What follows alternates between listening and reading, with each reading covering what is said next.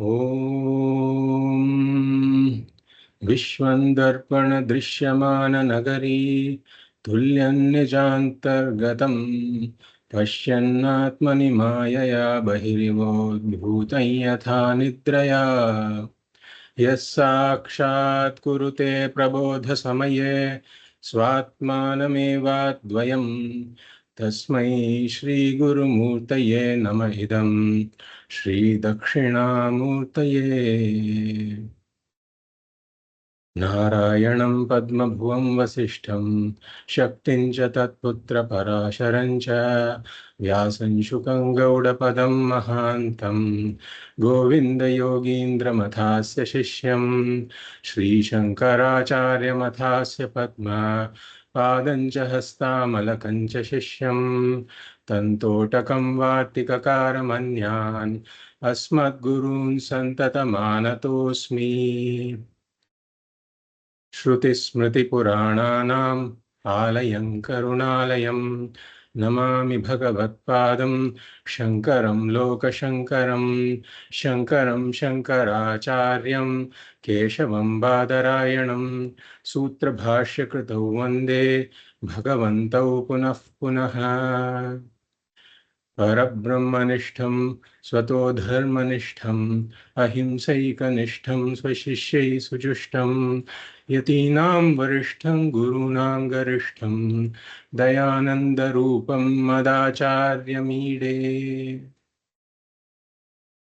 Namah Shri Paramathaya Sansaradhyasanashine Shrotriya Brahmanishtaya Tasmai Brahmavide Namaha Sada Shiva Samarambham Shankaracharya Madhyamam Asmadacharya Paryantam Vande Guru Paramparam.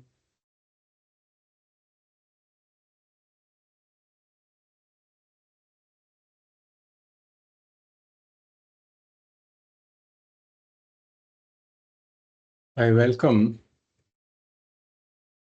you all to the 32nd class, the Fundamentals of Vedanta series. We have been seeing the roadmap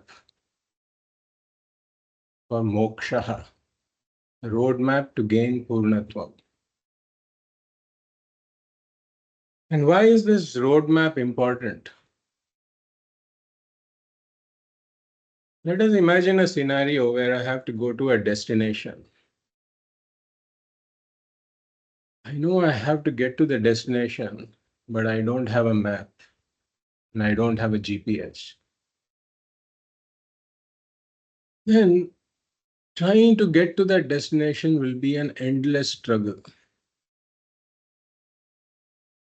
One may take random turns here and there the way one feels like, and one may even end up in some ditch somewhere. And that is why having a roadmap is important. And that roadmap needs to be from an authentic source. Because if I get some map from some unknown source, then again I can get into trouble. In fact, this happens to us sometimes that if we think we have put in a certain destination into the GPS, but we put something else that sounds similar. In fact, this has happened to us when we were in in touring another city. So we landed up in some place, exactly we followed all that, but we landed up in a totally different place. So the roadmap has to be from an authentic source. And what we have been discussing is a roadmap that the Guru Parampara, that the Shastras have given us. And becoming an Adhikari is an important milestone in this journey.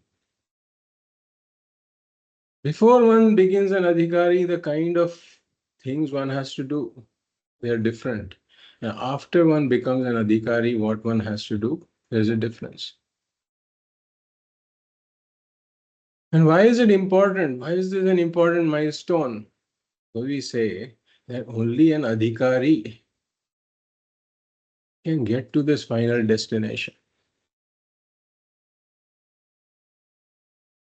So basically, you can imagine that there is a destination. Before getting to the destination, there may be several ways to get there. But after one comes to this Adhikaritvam, then there is a certain road. You have to come on that road. And the starting point of that road is this Adhikaritvam. So now, in our discussion, the Adhikari has arrived. How did the Adhikari become an Adhikari? By going through Karma Yoga, by going through Upasana Yoga. And the Adhikari has gained these qualifications: sadhana, chatushtaya, sampattihi, vivekaha, vairagyam, shamadhi, shatka sampattihi, and mumukshutva. So what does this mean? That this Adhikari has determined the limitations of the worldly pursuits in terms of giving me this purnatvam, this fulfillment that I am looking for. And now he is seeking for something. He doesn't clearly yet know what it is. Can be called the Nitya Vastu, which is capable of giving me the Nitya Sukham. Nitya, only the Nitya Vastu can give me the Nitya Sukham. All of these other pursuits of Atha, Kamaha, and Dharmaha, all those accomplishments he has determined, they are all Anitya. In some cases, some or all of these stages that we have talked about, is not necessarily that one has to go through all of this in this Janma itself. It is possible that one may have gone through some or most of these phases. It is possible. But it is rarer. But it's possible that one has gone through some or most of these in some past Janma. That is why we find that sometimes people at a younger age itself become inclined to spiritual pursuits. So the Adhikari has arrived. And we have discussed the detailed roadmap in order to arrive at the Adhikari milestone. And now, in the last class, we discussed about the Guru. The Guru has also arrived. We talked about who a Guru is and why the Guru is necessary. Now, the Adhikari and the Guru come together, and that is when one enters Jnana Yoga. Jnana Yoga is the sadhana, is a set of sadhanas to be done for the sake of moksha. To be done is a bit of a misnomer. Because it's really all about knowing from now on. It's about knowing something that I have not known. So what does this Jnana Yoga involve? So that is what we are going to focus our discussion on today. Now this Adhikari is a mumukshu who has now come to the Guru. So this mumukshu has determined what cannot give me that purnatvam that I am seeking. He knows what cannot give me. So he knows that pursuit of artha, kamaha, even dharma cannot lead me to this purnatvam directly. Artha and kamaha, definitely not. Dharma can give me chitta shuddhi. He knows that, he has worked for it. But from this point, the way forward may not still be very clear. And therefore, the Guru has to make this clear. What is the way forward? So, the student has to be very, very clear with regards to two questions. And some of this, in fact, we have discussed in detail before. We have discussed all of this in detail before. So some of the things that we are going to talk about today will not be totally new. But it is important to pick up the threads from what we have discussed before and connect them together, so that we get the entire context of how we are going to move forward. So the student has to be very clear with regards to two questions. One is, what is the means for gaining moksha? This purnatvam that I am seeking. And we have discussed this, that moksha is eka sadhana sadhyam. Moksha is only accomplished through one means, and that means is jnanam, knowledge. So the seeker of moksha has to be converted into a seeker of knowledge. The mumukshu must become a jignasu. And this conversion the Guru has to do first. Because only when jnanam is relevant, then Jnana Yoga becomes relevant. And then, once it is clear that the means for moksha is jnanam, then the student has to be clear on the second question. What is the means for jnanam? What is the means for gaining the knowledge? And there we have discussed this, that jnanam is also eka sadhana sadhyam.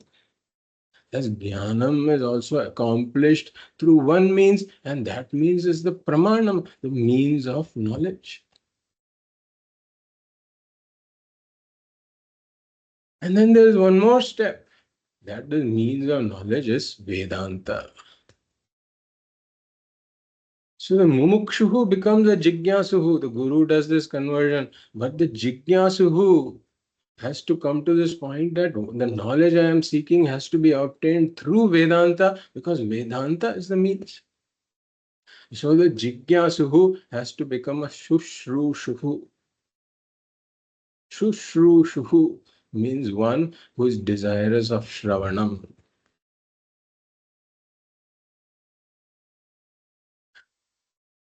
So the seeker of moksha gets converted into a seeker of knowledge, and the seeker of knowledge changes into a seeker of Vedanta Shravanam. So these two key conversions the Guru does. How does the Guru do this? So let us take the first step. The conversion of the mumukshu to a jignasuhu. How does this happen? Because as we said, the mumukshu is now discovered this dispassion for the world. Nirveda maya, nasti akrita kritena. But then the way forward is not entirely clear. The Guru has to make this very clear. And how is this done? By diagnosing that the root cause of all struggles, all suffering, all samsara is ajnanam. That self-ignorance is the root cause. Just like the 10th man was already the 10th man. Similarly, the jiva is already purna. Purnatvam is his nature. But then it's ajnanam that comes in, that plays all these tricks. Because of ajnanam, the vishesha jnanam that I am purna is not there. Only the samanya jnanam that I am is there. And when the Samanya Jnanam is there, Vishesha Jnanam is not there, that is the ideal condition for a superimposition, for a mistake to happen. Just like the rope is mistaken to be a snake when it is not known clearly as a rope. Then this Jivaha superimposes all kinds of things upon this I am. He superimposes the attributes of the body and the mind upon the I am and says, I am the body, I am the mind. And then this body and mind is like a small speck in this wide universe. And he's subject to all kinds of forces as the body and the mind. He's subject to all kinds of forces way beyond his control. And therefore, I am Apurnaha. I feel limited, incomplete, Apurnaha. So this I am Apurnaha is a superimposition upon what the I am actually is. So in my flawed vision of myself, I am Apurnaha. This is my flawed vision of myself. And then I cannot stand my Apurnatvam, just as the 10th man could not stand the fact that the 10th man is lost. He had to do something about it. So similarly, I cannot stand being Apurnaha, and therefore I have to do something about this. And then one gets into karma, actions, trying to gain this Purnatvam through actions in the field of Artha, Kama and Dharma. But all of these accomplishments, they leave the root self-ignorance untouched. And therefore the superimposition is untouched. I continue to be Apurnaha in my own flawed vision. No matter what I accomplish, I still say I am Apurna. Just as a broomstick, no matter how well adorned the broomstick is, it remains a broomstick. It is a highly adorned broomstick, but it is still a broomstick. Similarly, this individual who sees himself as Apurnaha, even though he has accomplished so much, he still sees himself as Apurna.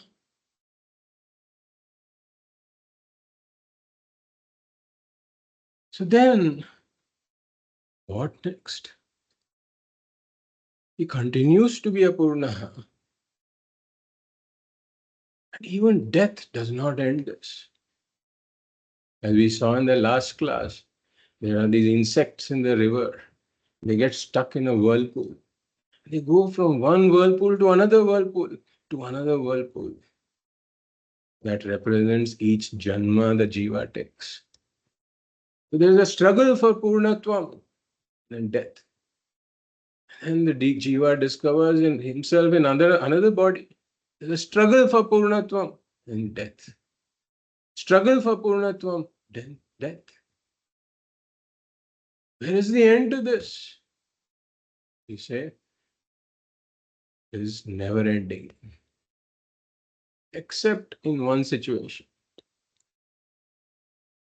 which is one has to discover that I am Purna. That is the only possible way to end this. Just as the 10th man has to discover that I am the 10th man that I am seated. So this, the Guru points out, is a case of accomplishing the accomplished. In cases when I have to accomplish something that is not accomplished, then actions are the way. If I have to get a vehicle that I don't have, I have to go and arrange for a vehicle somehow.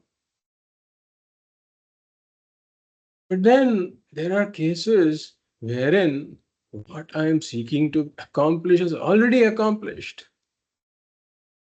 Like the 10th manness was already accomplished. And then if one takes this to be not accomplished, it will be an endless struggle. It will never end. So such a struggle ends only with knowledge.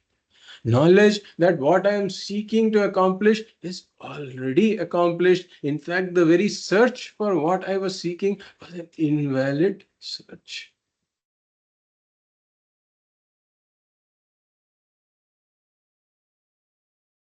So only when this diagnosis is clear, then the only cure will become clear. There are two onlys in this sentence. They are worth noting. Only when this diagnosis is clear, then the only cure for it will become clear. In the absence of this diagnosis, one may be a mumukshu. One may have discovered that I cannot get my purnatvam through certain things. All right. But until this diagnosis is clear, one can still continue to struggle indefinitely, trying to gain this fulfillment through some spiritual means or the other. Quote unquote spiritual means. So, in the absence of proper diagnosis, one may try a lot of things other than what the cure is. It is somewhat like groping helplessly done by a blind man in a forest, for example. Blind man knows he has to get out of the forest. But then he tries this way, that way, gets stuck everywhere. He is helpless. So a mumukshu mandatorily needs to become a jnanasu. A seeker of moksha needs to mandatorily become a seeker of knowledge.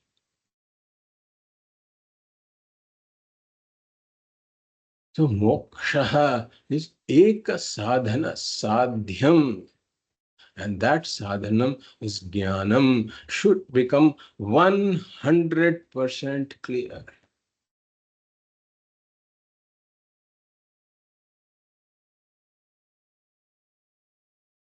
So then one sets one's sight on how to gain this atma jnanam.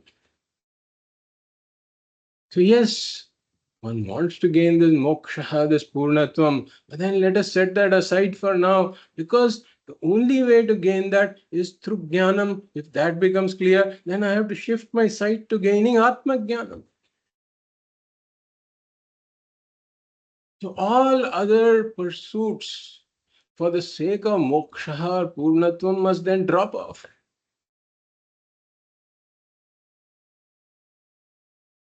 Yeah, we are not saying all other pursuits must drop off. But if one is hungry, one can still eat food. One is thirsty, one can still drink water. So for the sake of hunger, I can still eat food. For the sake of thirst, I can still drink water. For the sake of livelihood, one may continue some earning or whatever is required. But then for the sake of moksha, becomes very clear that the only thing I need to now pursue is Atma Jnana.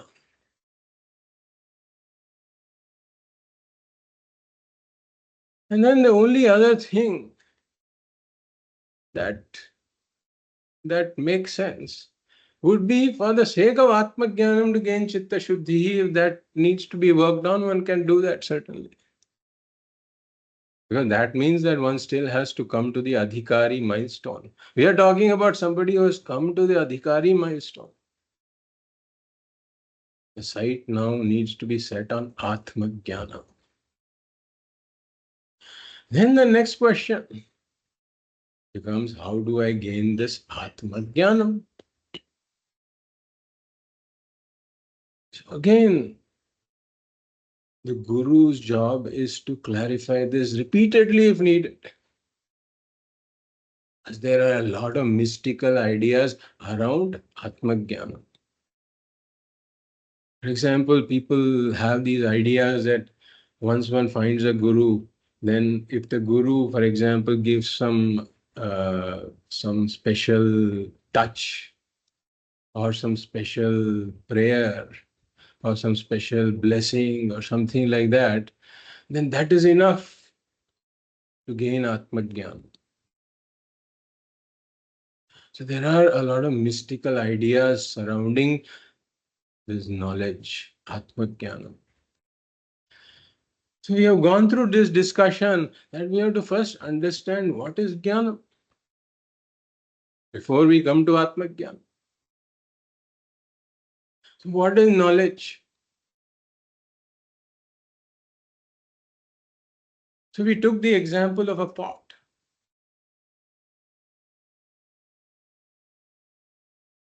When my head was turned to this side, I heard some object being placed there. So at this point, I don't know what that object is. So I turn my head.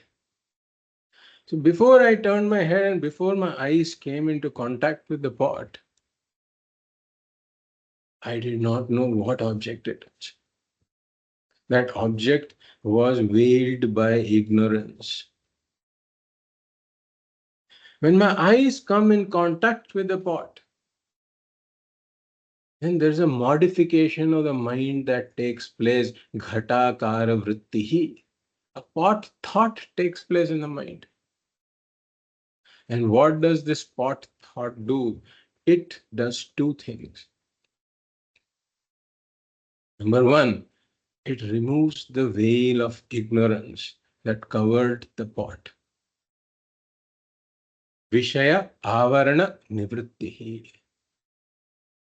And then it does a second thing. It makes the pot shine in my consciousness. Vishaya prakashaha. These two things have to happen. That the ignorance of that object has to be removed and the object has to shine in my consciousness. So then I say, I know the pot. This object is most definitely a pot. Now I know that very clearly. So knowledge always takes place in the mind.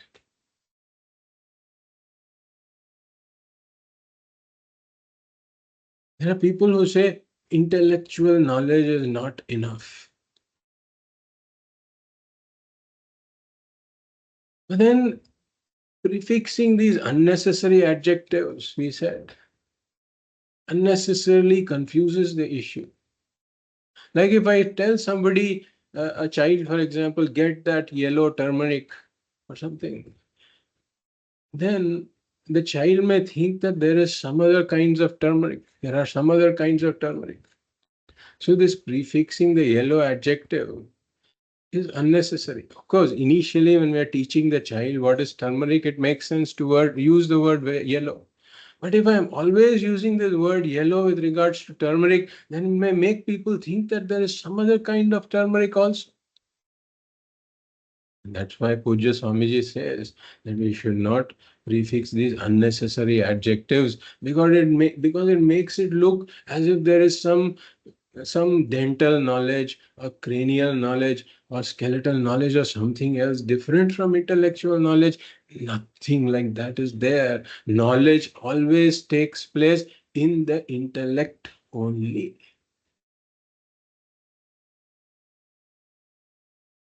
So now, just as I have doubtless knowledge that this object is most definitely a pot and nothing else, I have to come to the point where I say, I am Purnam Brahma and nothing else. That is what that pot knowledge was a knowledge of an object. But this is knowledge regarding the very subject. I. This is the Vishesha Jnanam that I have been lacking. That is the cause. That lack of that Vishesha Jnanam is the troublemaker. This has to become very, very clear.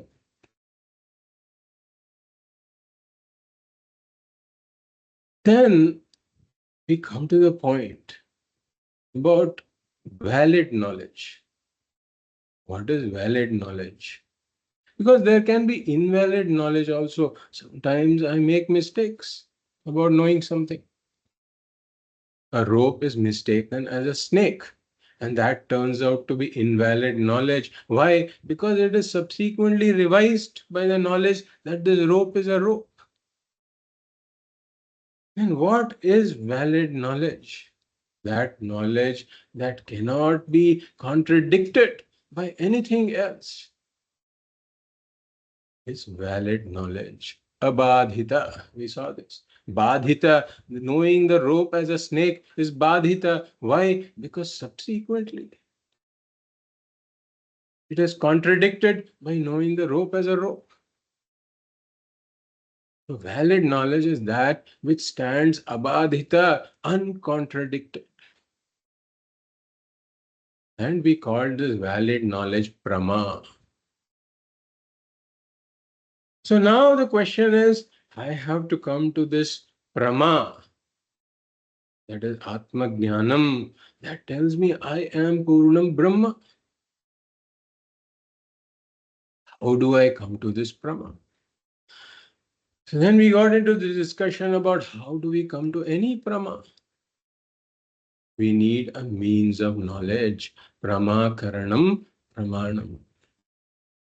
This Karanam is the special means for that knowledge, for prama. So if I have to gain color knowledge, I have to use my eyes. If I have to gain knowledge of certain sounds, I use my ears. The eyes, the organ of sight, the organ of hearing, etc. become the pramanas. So as we said, there are four factors in any cognition. There is the pramata, the knower. And then there is the prameyam, the object to be known. So in order to gain the knowledge of the object, which is prama, I have to employ the an appropriate pramana. So there's the pramata, prameyam, which is the object, the pramata, the knower, the pramanam, the means of knowledge, and the prama, the final product, which is the knowledge, the valid knowledge.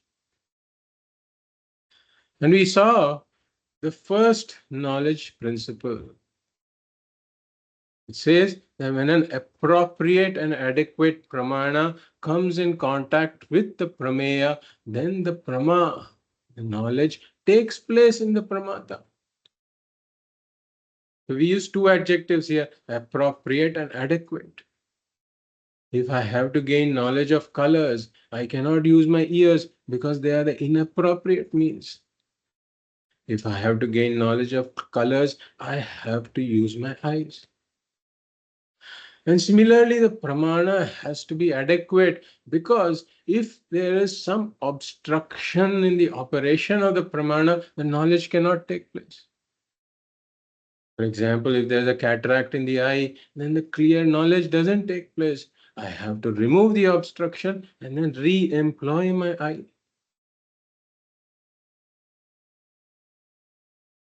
When an appropriate and adequate pramana comes in contact with the prameya, the knowledge takes place. This is the first knowledge principle. The second knowledge principle that we saw, when an appropriate and adequate pramanam comes in contact with the prameya, then the knowledge that takes place cannot be willed to be any different. There is no will involved in this process. When the causes come together, the effect happens.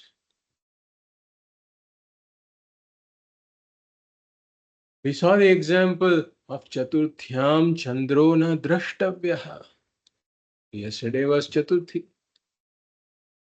Generally, when these Shastra says, don't look at the moon, on Chaturthi de, Chaturthyam Chandro na drashtavyaha. This person goes for a walk in the evening and suddenly he looks up and his eyes come in contact with the moon. The knowledge takes place, even though he had willed to not see the moon. So the causes came together, the effect happened. The appropriate pramana came in contact with the prameya and there was no obstruction, the knowledge happened. This is the character of knowledge. So there is no choice in this matter with regards to whether knowledge takes place or not, and there is no choice in the matter about what kind of knowledge takes place, what form it takes. Once he has seen the moon, he cannot say, "Oh, I'm not supposed to see the moon. Let me see there. Let it become an apple." No, you cannot will it to be any different. So we discussed all of the possible pramanas. Pratyaksha, Anumana, Arthapattihi, Upamana, Anupalabdhihi, and Laukika Shabdas. We discussed all of this. And we said that none of these can lead me to Atma Jnanam. Why? Because Atma is ever the Drik, never the Drishyam. Ever the subject, never an object. And all of these pramanas are purely focused on objects.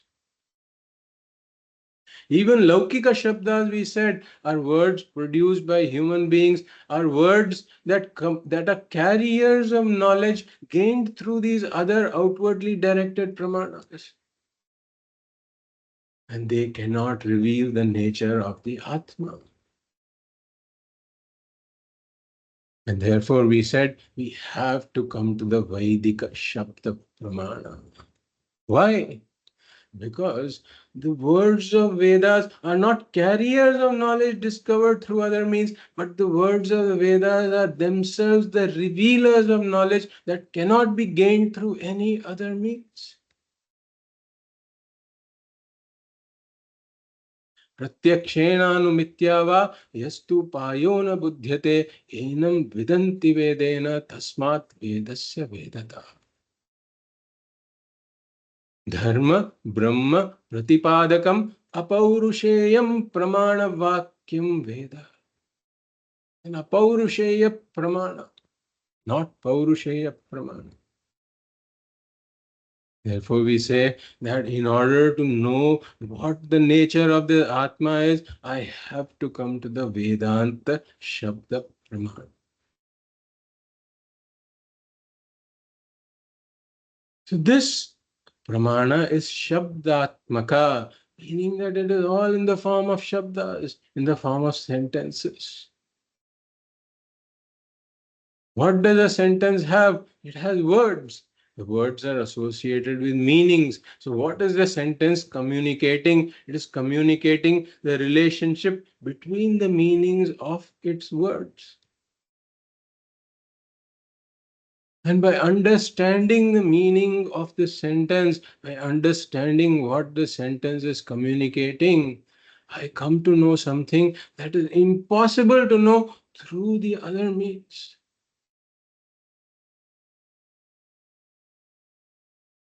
Therefore, Jnanam is eka sadhana sadhyam. Jnanam is also eka sadhana sadhyam. The only means is this pramana. And that pramana is Vedanta pramana. This is how the jignasu becomes a shushrushuhu, because now the seeker of knowledge becomes desirous of Shravanam. And it becomes abundantly clear that it is through Vedanta that I have to gain this Atma Jnanam. Then there arises a desire to listen to Vedanta.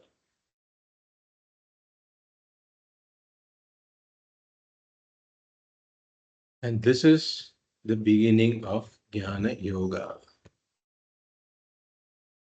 Jnana Yoga consists of three disciplines: Shravanam, Mananam, and Nididhyasanam.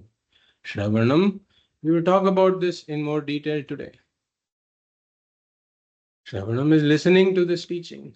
Mananam is clearing all the doubts centered around this, and Nididhyasanam is subsequent meditation upon this in order to remove the habitual thinking patterns. So now we come to what is Shravanam. So Swami Paramarthananda ji, defines Shravanam as consistent and systematic study of the texts of Vedanta for a length of time under a competent acharya. Consistent and systematic study of the texts of Vedanta for a length of time under a competent acharya. See, every word here is meaningful. We'll talk about what this says, what this means. First of all, consistent and systematic study is required. So before we come to what consistent and systematic study is, let us talk about what it is not. Because many people become interested in Vedanta somehow or the other, but they don't come to this consistent and systematic study. What many people do is walk into the bookstore and just buy some latest paperbacks, and they start to try to read it themselves. Yes. So I have been studying some Vedanta, or people just go on browsing randomly, reading some articles from here and there, or watching some random YouTube videos from here and there, or people receive WhatsApp messages from disparate sources.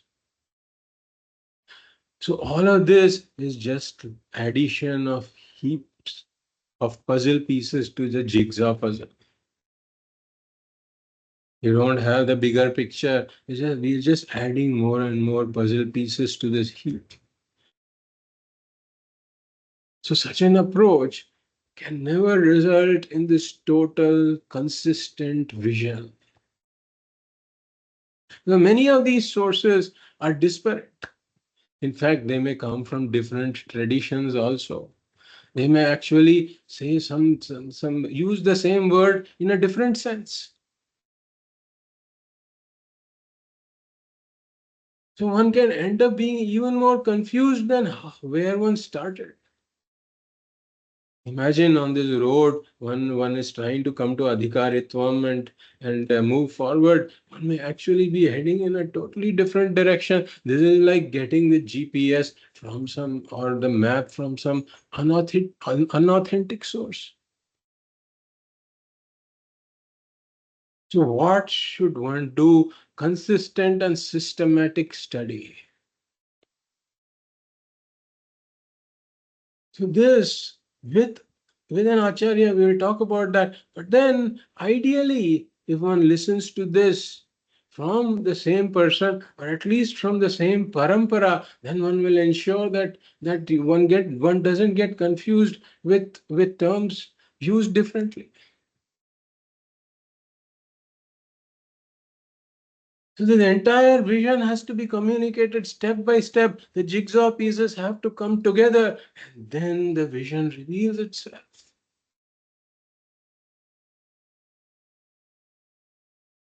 So the next thing here is Vedanta texts of Vedanta.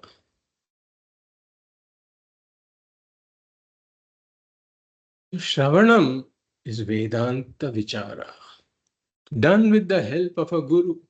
So the guru takes certain Vedanta texts and then goes through it step by step, verse by verse. So what is the subject matter of Vedanta? Vishaya. We talked about it. The subject matter of Vedanta is the Atma, Brahman, Jivatma, Paramatma, Aikya. So this Vedanta Vichara is nothing but Atma Vichara. Because the sentences of Vedanta are revealing the nature of the Atma. Therefore, Vedanta Vichara is Atma Vichara. So let us not imagine that Atma Vichara means just closing one's eyes and sitting somewhere and trying to think about Atma by oneself.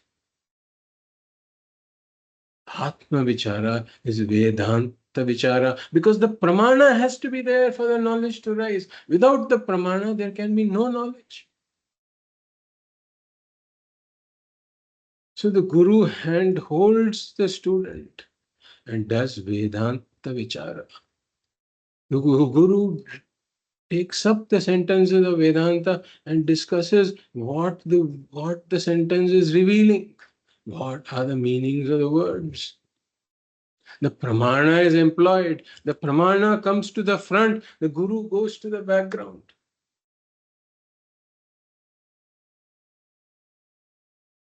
So this pramana is like this word mirror that the Guru is holding in front of the Shishya.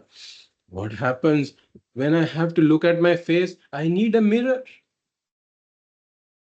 No other means is going to work. I need a mirror that can show the reflection of my face in it. That is the only way I can know what my face looks like. So similarly, the words of Vedanta function like a mirror. Why? Because they reveal the nature of the Atma that cannot be known through any other means.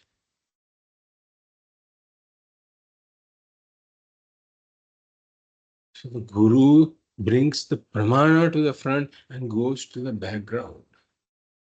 In a lot of ways, a Guru's teaching resembles this this Polaroid picture. If we take the Polaroid cameras were in vogue about 30 years ago, and suddenly somehow they seem to have come back in fashion now because some teenagers and they somehow are now carrying these Polaroid cameras. So what happens with a Polaroid camera is that you take the picture and then you don't have to give it for some development or something. This sheet comes out. The sheet is all blank to begin with. But then gradually some outlines start to appear and gradually the colors, etc., start to appear. So the teaching of Vedanta is exactly like this. The picture that develops in the mind of the student is initially vague. Just some faint outlines are known. But then gradually, as this teaching continues, this systematic and consistent study of Vedanta under a competent Acharya continues, when the colors and everything starts to fill in, one says, this is what Vedanta is trying to tell me. Something I had completely missed in the past.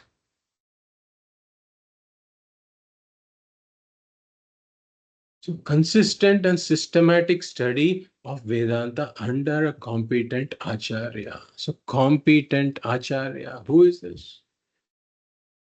We saw in the last class, Shrotriya Brahmanishta. Shrotriya, ideally somebody who has studied Vedanta under the Guru, under his Guru. Because only such a person has the tools of communicating the vision, has the methodology, has the sampradaya that Vedanta employs. And Brahmanishta, meaning one who has also discovered his own Purnatvam. And who knows, I am Purnam Brahma. Because then the teaching, the communication is backed by knowledge and conviction.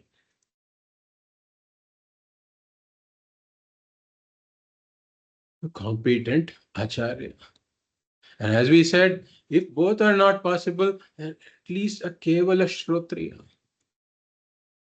Because such a person cannot misguide the other person. Such a person's words are in general, this is a slippery subject matter. So such a person will make sure that the vision is properly communicated because he has learned how the sampradaya communicates this vision. And then this has to be done for a length of time. Length of time is also important. There is no crash course in Vedanta. It takes time for one to get a good grip on any subject matter. I mean, even if we take science or mathematics, one studies it for at least 12 years or 15 years, whatever, in order to get a good grip on the subject, let alone mastery. And this, we have said, is a much more subtler subject matter because it's talking about the attributeless Brahman. All the attributes belong to the Drishya, never to the Drik. So it's an extremely subtle subject matter. The subject is never the object. Knowledge about objects is more easily gained. Why? Because they are available to our senses. Therefore, this study has to be done for a length of time so that this vision, the Acharya requires time in order to communicate this vision. So think about a Polaroid photo whose development has been extended over several years. But the length of time really depends upon the qualifications of the student.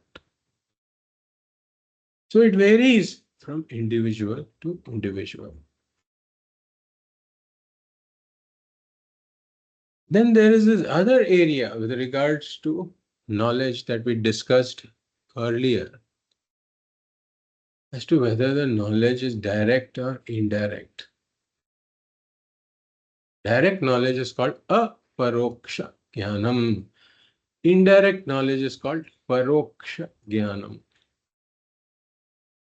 So Vedanta admits that there are two kinds of knowledge, that there is indirect knowledge and direct knowledge. Indirect knowledge is paroksha jnanam, whereas direct knowledge is called aparoksha jnanam. So when the object of knowledge is something remote, separated by space or time. This is important. When the object is separated either by space, it's very distant, not in the vicinity, or by time, then the words can only produce paroksha jnanam or indirect knowledge. For example, one of my friends visited the Niagara Falls, let us say. So he has gone there and looked at the Niagara Falls, and he comes back and gives me a detailed description of what the Niagara Falls is like. He talks about all this water gushing down, milky white water. The volume of water is humongous, unimaginable.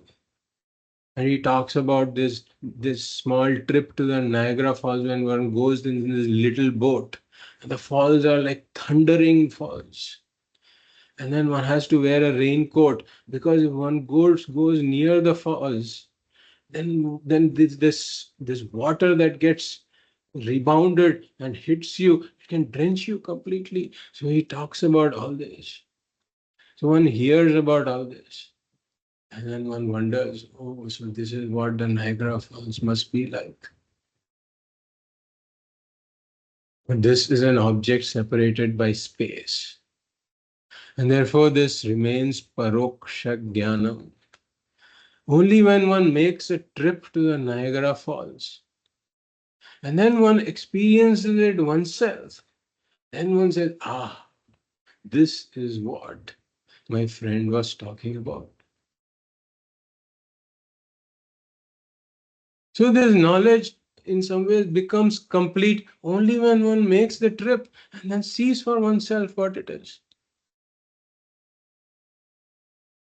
But then the funny thing that happens is people go to the Niagara Falls and then comes back and she thinks he has seen the Niagara Falls. And then he comes back and then he tells this person back home all this. And then he says, did you go to the Canada side of the Niagara Falls? And then he says, if you haven't seen the Canada side, you haven't yet seen the Niagara Falls. So then there is this, this big balloon was there and he pricks this balloon.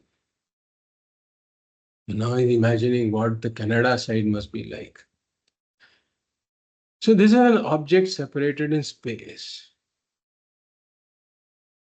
Or when he makes the trip to the falls, there is another tourist there who says that in the winter the Niagara Falls is very beautiful. The whole falls is like frozen and there are icicles on the side. So he gives this description. Again, this becomes paroksha jnanam because now he is not separated from the falls in space, but now he has become separated from the winter falls in time. So it is describing the falls in winter, but he is there in summer. So if the object is separated by space or time, then the words are called descriptive words. Descriptive words always produce paroksha jnanam, indirect knowledge. And only if one removes the space and time separation, then it becomes direct knowledge, aparoksha jnana. So are the words of Vedanta like this? Is this Shravanam going to produce indirect knowledge that I have to then somehow make direct? In this context, we say that yes, the words generally produce, descriptive words generally produce indirect knowledge, paroksha jnanam, but there are some special cases in which words produce direct knowledge.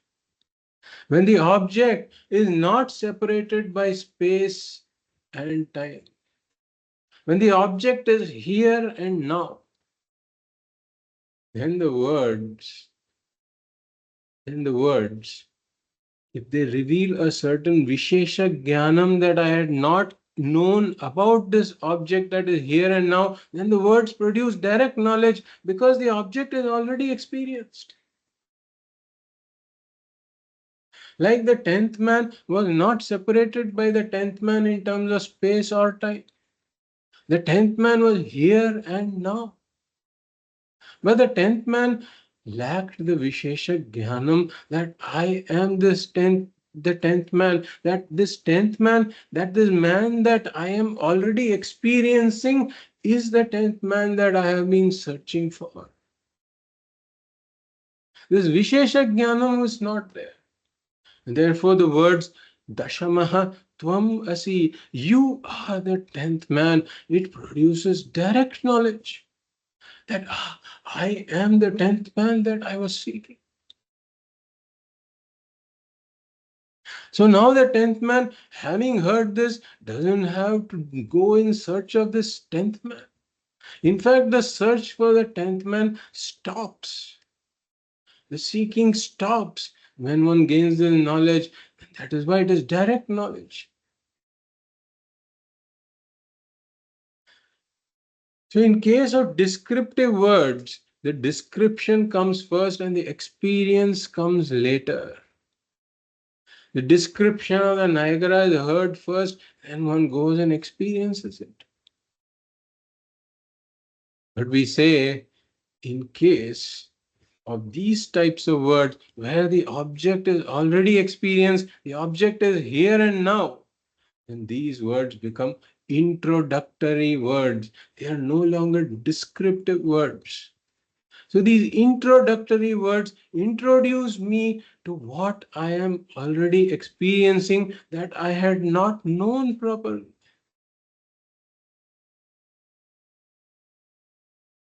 So now what about this Atma Jnana? We say that this Atma Jnana is about this Atma. Now is this Atma a remote object like the Nayagara? Say no. This Atma is present here and now.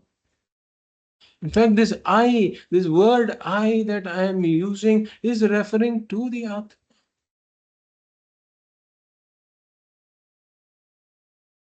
I cannot be separated from this Atma even if I wanted to. It is impossible because I am the Atma.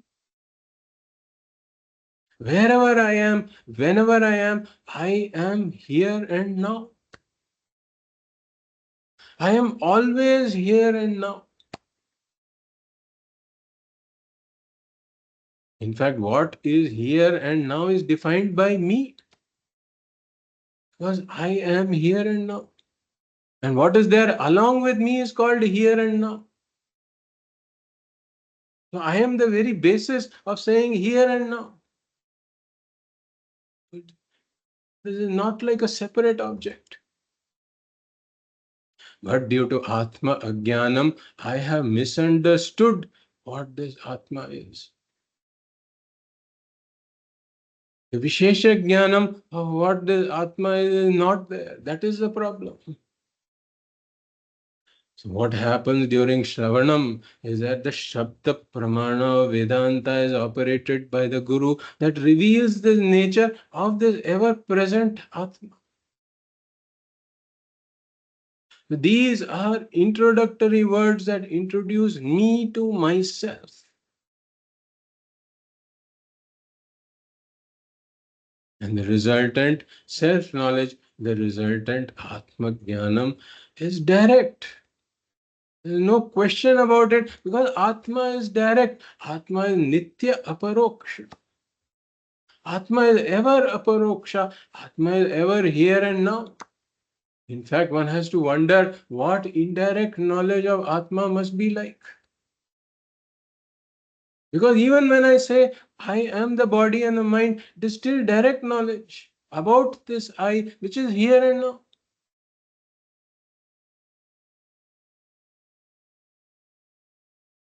So this is with regards to Shravanam. Now, when one goes through Shravanam, when the words of Vedanta reveal the nature of the Atma, then one can get doubts in the process. And many a times, if we just put these doubts in suspension, then the subsequent Shravanam will remove those doubts also.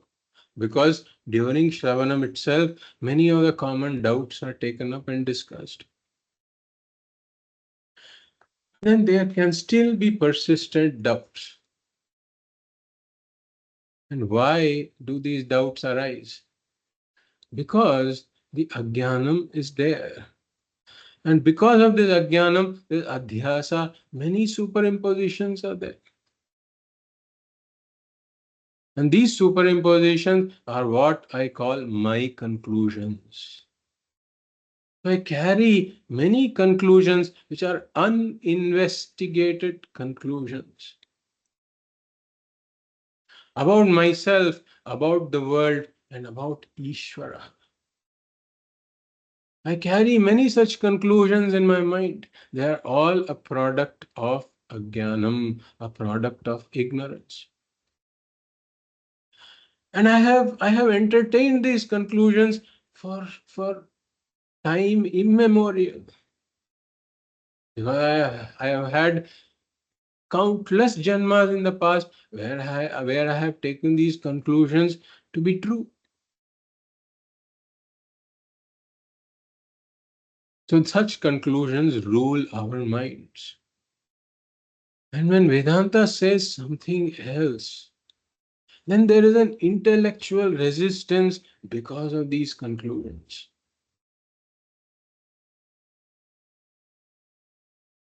So there are doubts that can arise from three sources. One is that some other pramana, through some other pramana, I know something else. But Vedanta is saying this. So isn't there a contradiction? For example, I carry this conclusion that I am limited, I am mortal, I am a suffering individual. Vedanta says you are limitless, you are purnaha, you are immortal. Opposite words, opposite conclusions, intellectual resistance. I cannot accept this. Of course, there has to be the teaching of Shravanam that goes on, that explains, that also talks about my immortality. We haven't gone through all that, but I'm just giving an example. What kind of resistance can happen? And then there can be another source of doubts, which is Vedanta apparently contradicting itself. For example, in one place, Vedanta says, Naiva vacha na manasa praptum shakyo na chakshusha. That this Atma cannot be known through speech, through the mind, and not through my sense of sight, etc. But then there is another place that Vedanta says, Manasa eva idam aptavyam. That this has to be known through the mind. So then it appears that Vedanta is contradicting itself. The same pramana seems to be saying two different things. This is why it is like a jigsaw puzzle. This is why one cannot study Vedanta by myself. This is the Guru's job to clarify such points. And there is a resolution for this contradiction. We will not have the time to discuss that now.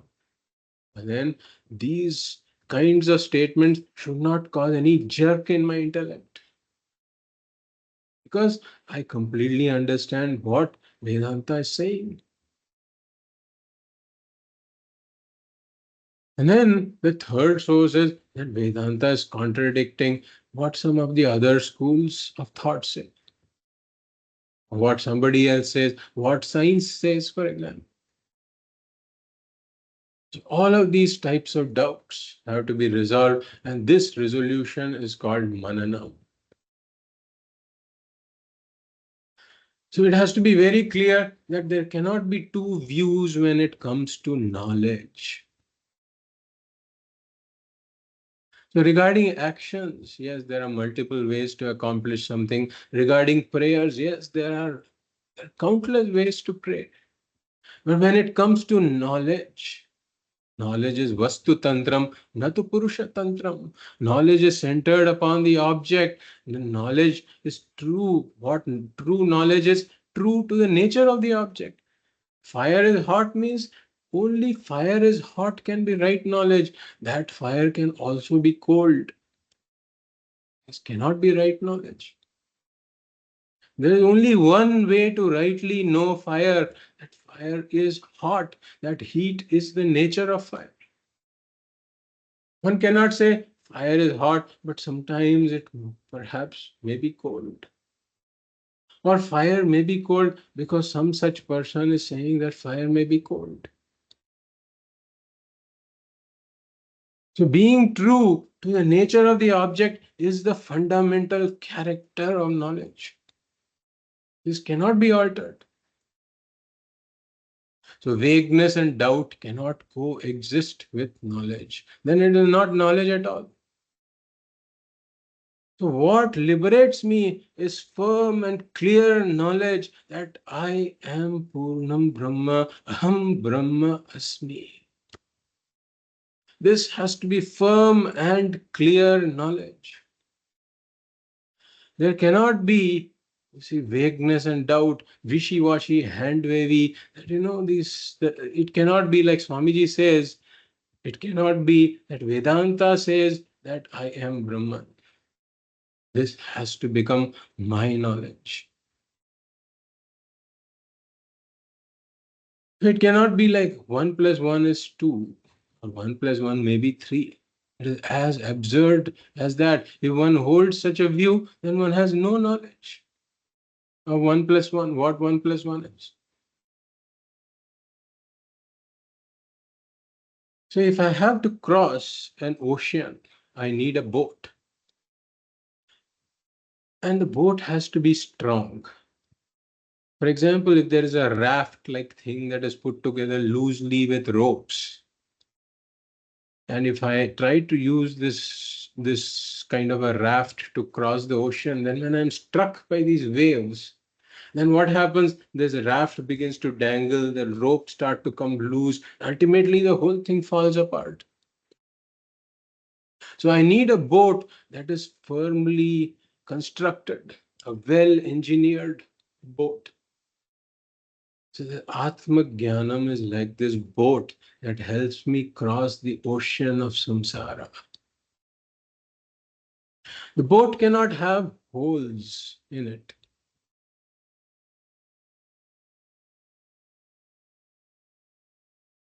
Moksha is eka sadhana sadhyam. That's the sadhana for moksha is only jnana. Since this is the only means I have to cross this ocean of samsara, then this boat has to be firm. So I have to have this firm and clear knowledge that Aham Brahmasmi, I am Purna. If I am assailed by some small doubts, if somebody else says something, if this boat starts to fall apart, that means the knowledge was not clear and firm to begin with. The words of Vedanta have to become my words. The vision of Vedanta has to become my vision. So the question is, am I thoroughly convinced about this? So I have to come to that point where nothing can shake this. It has to become totally clear that I am Brahman, I am Purna. So when I say this, no part of my intellect should hesitate. No part of my intellect should laugh at me, saying that this fellow says he is Brahman, but then he has got these negative qualities.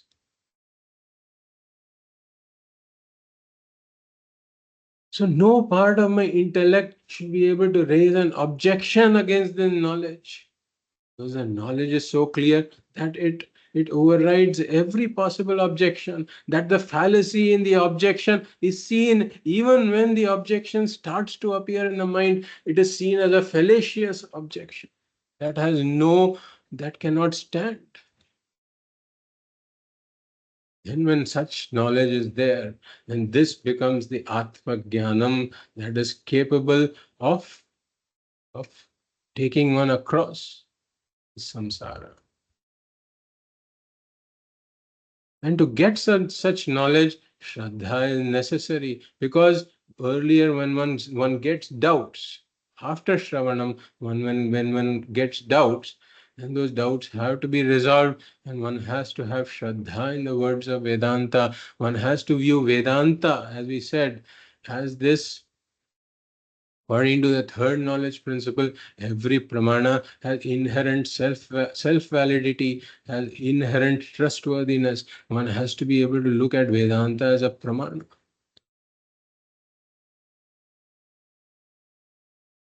And when my own intellect raises doubts, I have to be able to question my own intellect and see where the fallacy in my conclusion is, where the fallacy in my understanding is. So this is what happens during Mananam. Then the third part is Nididhyasanam. And we won't have much time to go into this today. But when a qualified student listens to Vedanta, consistent and systematic study for a length of time under a competent acharya, studies the Vedantic texts, and if the aspirant is qualified, and if Mananam is done, then there comes a point in time when there is the doubtless knowledge in one's mind. It is more like a transition of darkness to daylight. This is not a sudden event that happens overnight. It is more like a transition of darkness to daylight, more like this development of this Polaroid extended over a period of time. So when this happens, the ignorance is gone.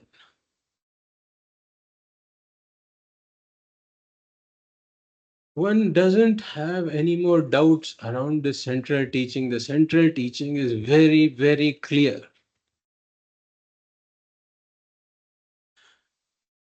But then there is still one other culprit, which is habit, past habits. So identification with the body and the mind can be because of two reasons. Ignorance is one reason, self-ignorance. The other reason is habit. So in an Ajnani, the identification is because of two reasons. One is self-ignorance and the other is habit. Both the reasons are there. But in this person who has gone through Shravanam and Mananam, the ignorance is gone. Now, there still may be identification due to this habit, past habits. A beggar begs because of two reasons. Because the beggar doesn't have anything for his livelihood, and therefore he begs. And then he has also developed this habit of begging. And every day his habit of begging is fueled because he knows he has nothing. So he has to beg. That fuels his begging. But now imagine a beggar who suddenly has discovered a big inheritance that comes to him. So this beggar becomes a millionaire overnight. So now he has no more reason to beg. He knows that I have this wealth. I should stop begging. But then because he has begged for so many dozens of years, suddenly the next morning he gets up and he wears his rags and he takes his begging bowl and he's about to step out and he remembers, oh, I don't have a reason to do this anymore. So the ignorance is gone in this person, that he is now an inheritor of the wealth. And therefore he knows he has no reason to beg. Similarly, the ignorance is gone in this jiva now. He knows he has no reason to beg. So begging, the equivalent of begging, are things like getting upset, for example, about situations in life, getting anxious, getting worried. So some of these impulsive reactions may still happen even though he knows that he is Purna. They are no longer fueled by ignorance, but they are fueled by habit. Actually, they are just because of habit. Fueled by habit is not the best expression. Fueled by ignorance, the habit can be fueled by ignorance. But now the ignorance is gone. There is nothing to fuel the habit, but these impulses arise just because of habits. And therefore, Nididhyasanam is for correcting this habitual thinking. So one has to recall again and again and again that I am Purnaha. I have no reason to go by this reaction. I should not pursue this reaction. Even as the reaction arises, one should be able to see this is a habitual reaction. I am Purnaha. For this, a certain meditations are required.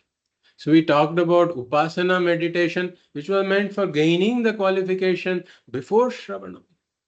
And now this kind of meditation is after Shravanam has been done, after one has gained this Jnanam that I am Purnaha, certain meditations are done, which is called Nididhyasanam. So this is just to give a taste of what this is, but we will take this up as a later topic sometime because there is much more to be discussed here.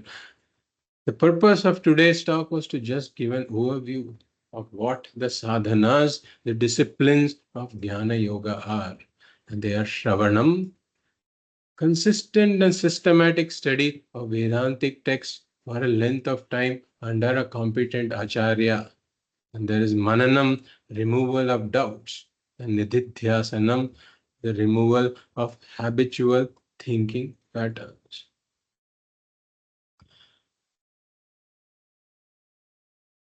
So with this, I will conclude our discussion today, and we will take this up further in the next class. Om Purnamadah Purnamidam Purnat Purnamudachyate Purnasya Purnamadaya Purnameva Vashishyate. Om Shanti Shanti Shanti. Hari Om Shri Gurubhyo Namaha. Hari Om.